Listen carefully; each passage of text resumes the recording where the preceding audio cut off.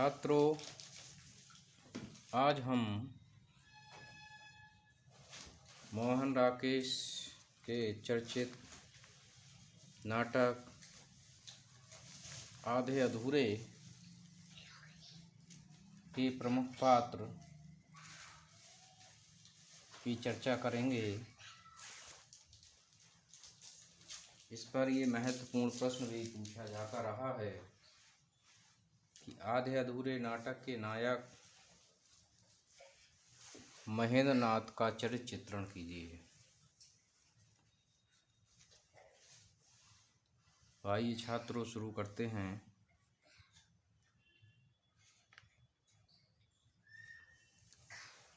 आधे अधूरे मध्यम वर्गीय परिवार की समस्याओं को उद्घाटित करने वाला नाटक है। इस नाटक के पात्र व्यक्तिगत होते हुए भी समष्टिगत हैं। इस नाटक में प्रमुख दो स्त्री पुरुष पात्र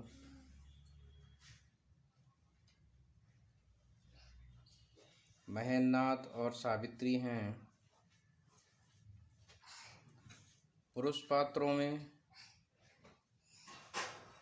महेंद्र नाथ महत्वपूर्ण पात्र है। वह आद्योपांत नाटक में बना रहता है। महेंद्र नाथ सावित्री का पति है।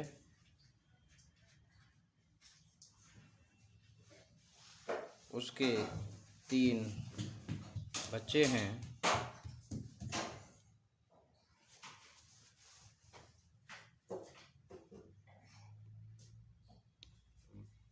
बिन्नी, किन्नी तथा अशोक। महेंद्र नाथ ने अपने मित्र जुनेजा के साथ प्रेस खोली, परंतु उसमें उसे हानि हुई।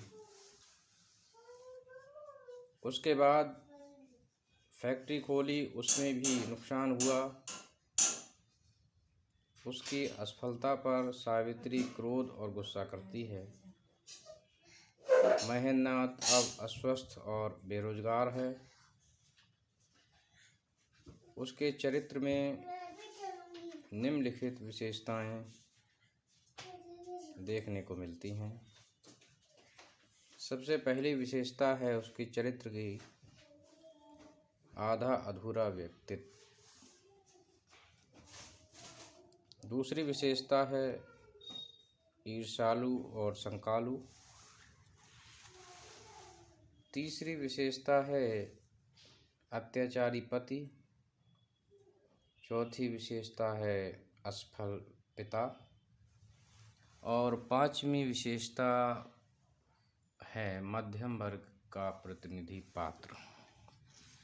तो अब हम पहले आधा अधूरा व्यक्ति पर चर्चा करेंगे। महेंद्र नाथ कवि संपन्न कारोबारी व्यक्ति रहा था, लेकिन लगातार व्यापारिक असफलताओं के कारण वह निराश और हताश हो गया है। अब वह बहुत ही कुंठित रहने लगा है। सावित्री उसे निठल्ला और आधा अधूरा व्यक्तित्व वाला मानने लगी है। वह स्वयं सावित्री से कहता है कि अपनी जिंदगी चौपट करने का जिम्मेदार मैं स्वयं हूँ। तुम्हारी जिंदगी चौपट करने का जिम्मेदार मैं हूँ। इन सब की जिंदगी चौपट करने का जिम्मेदार मैं हूँ। फिर भी इस घर से चिपका हूँ, क्योंकि अंदर से मैं आराम तलब हूँ, घर घुसा हूँ, मेरी हड्डियों में जंग लगा है। दूसरे, महेंद्र नाथ अपने जीवन का कोई भी छोटा बड़ा निर्णय स्वयं नहीं लेता है। इसके लिए वह अपने मित्र जुनेजा पर निर्भर रहता है। जुनेजा जिस प्रकार की सलाह देते हैं वह सलाह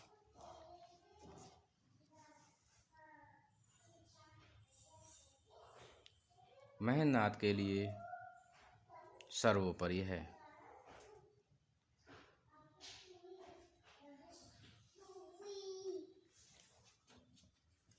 हर छोटे बड़े निर्णय के लिए जुनेजा पर निर्भर रहना सावित्री को अच्छा नहीं लगता और इसीलिए उसे आधा अधूरा व्यक्ति मानती है।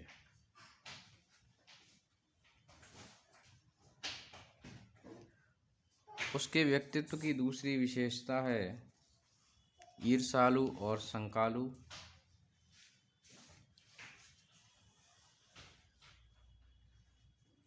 महेंद्रनाथ को अपनी पत्नी के चरित्र पर संदेह है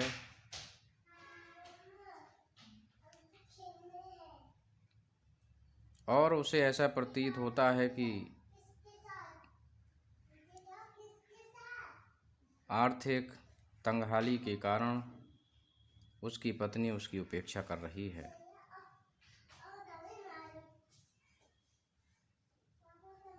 और वह यह भी संदेह करता है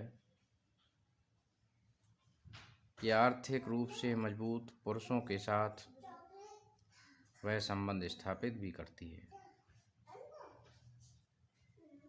सिंघानिया जब भी उसके घर आता है तो महेंद्रनाथ जानबूझकर घर से चला जाता है। सावित्री उससे कहती है कि मैंने सिंघानिया को घर इसलिए बुलाया है कि वह अशोक की नौकरी लगवा दे। इस पर महेंद्रनाथ उस पर व्यंग करता है कि हाँ, सिंघानिया लगवा ही देगा जरूर, इसलिए बेचारा आता है यहाँ चलकर।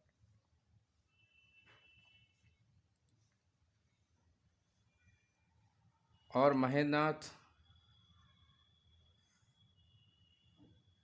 संकालु या ईर्ष्यालु होने का कारण सावित्री का अन्य पुरुषों सिंघानिया, जगमोहन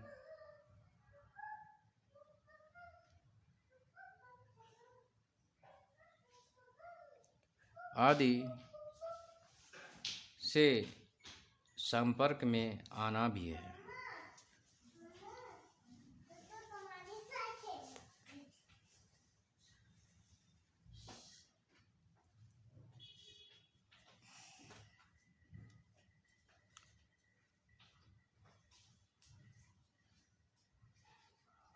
बिन्नी अचानक बिना कोई सामान लिए मनोज के घर आ जाती है। तब भी उसे आशंका होती है कहीं ये पति से लड़कर उससे संबंध तोड़कर तो कहीं मायके नहीं चली आई। तो इस प्रकार वह एक संकालु और ईर्ष्यालु व्यक्ति दिखाई देता है। दूसरी, उसके चरित्र में अत्याचारी पति भी देखा जा सकता है। सावित्री का पति है महेंद्रनाथ। सावित्री के चरित्र पर संदेह होने के कारण उसे क्रोध आता है और उसकी पिटाई भी करता है। बड़ी लड़की बिन्नी जुनेजा से कहती है, आप शायद सोच भी नहीं सकते कि क्या क्या होता है यहाँ। डैडी का चीखते हुए मम्मा के कपड़े तार तार कर देना, उसके मुंह पर पट्टी बांधकर कमरे में पीटना, खींचते हुए गुसल खाने की कमोड पर ले जाना, मैं तो बयान भी नहीं कर सकती। कितने कितने भयानक दृश्य इस घर में देखे हैं मैंने। इस प्रकार वह एक अत्याचारी पति के रूप में भी प्रस्तुत हुआ है। असफल पिता, महेंद्रनाथ एक असफल पिता के रूप में देखा जा सकता है। पिता की यह जिम्मेदारी होती है कि वह अपने बच्चों की अच्छी तरीके से परवरिश करे, उनकी देखभाल करे और उनके लिए एक अच्छा जीवन प्रदान करे। परंतु महेंद्रनाथ स्वयं बीमार रहता है, बेरोजगार भी है जिस कारण से वह अपने बच्चों की देखरेख नहीं करता, अपनी पूरी जिम्मेदारी नहीं निभा पाता। उसका बेटा अशोक बेरोजगार होने के कारण विद्रोही स्वभाव का बन गया है। वह माता पिता और बहनों का सम्मान नहीं करता। बड़ी बेटी बिन्नी ने मनोज के साथ घर से भागकर प्रेम विवाह कर लिया है। उसका ये निर्णय सही सिद्ध नहीं हुआ, अतः वह बार बार लड़कर मायके आ जाती है और तनाव का कारण बनती है। छोटी बेटी किन्नी आर्थिक आवश्यकताओं की पूर्ति से वंचित रहती है। इस प्रकार देखा जाए तो महेंद्रनाथ अपने बच्चों की भली भांति परवरिश नहीं कर पा रहा और उनका भरण पोषण ठीक से नहीं कर पा रहा, अपनी जिम्मेदारियों को नहीं निभा पा रहा। इस कारण से वह एक असफल पिता भी साबित होता है।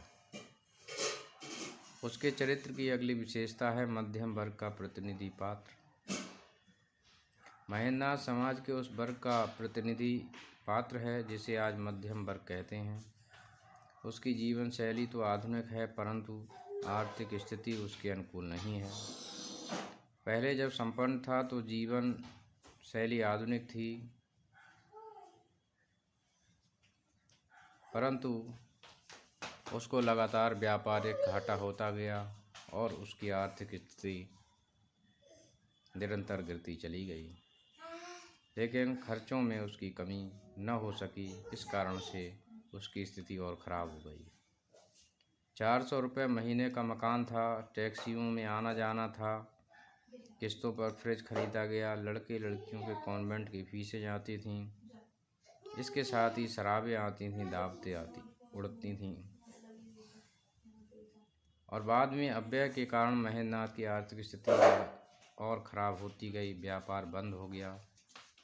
इस कारण से परिवार का भरण पोषण करना भी कठिन हो गया। यहाँ तक कि उसकी पत्नी सावित्री को नौकरी करनी पड़ी। बच्चे विद्रोही हो गए, महेंद्रनाथ उपेक्षित और घर घुसा हो गया। लेखक का यही मानना है कि जब परिस्थितियाँ विषम हों तो मध्यम वर्गीय व्यक्ति की दशा अत्यंत दयनीय हो जाती है। महेंद्रनाथ इस नाटक का केंद्रीय पात्र है। वह सर्वाधिक सशक्त पुरुष पात्र होने के कारण नाटक का नायक है। उसमें बहुत कुछ मानवीय कमजोरियाँ भी हैं। व्यक्तित्व का अधूरापन, शंकालु, ईर्ष्यालु, दायित्व का निर्वाह न करने वाला महेंद्रनाथ मध्यम वर्गीय व्यक्ति का प्रतिनिधि पात्र दिखाई देता है। तो इस प्रकार छात्रों हम देखते हैं कि महेंद्रनाथ इस नाटक का नायक है और मध्यम वर्गीय समाज का प्रतिनिधित्व करता है जो आर्थिक संकट से जूझता रहता है। तो मैं समझता हूँ छात्रों कि आपने इसको समझा होगा। धन्यवाद।